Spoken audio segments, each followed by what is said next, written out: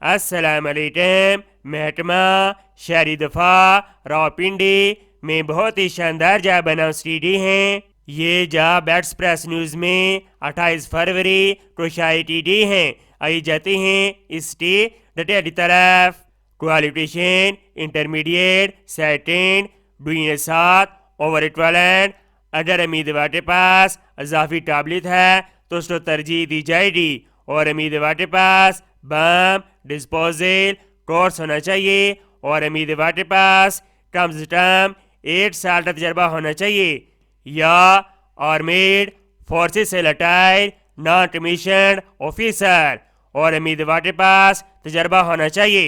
Age limit 45 سال۔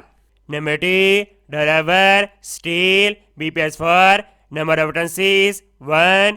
تعلیم پڑھا لکھا ہونا چاہیے، اور امیدوار کے پاس LTV ڈرائیونگ لائسنس ہونا چاہیے، اور کم سے کم 5 سال کا تجربہ ہونا چاہیے۔ عمر کی حد 45 سال۔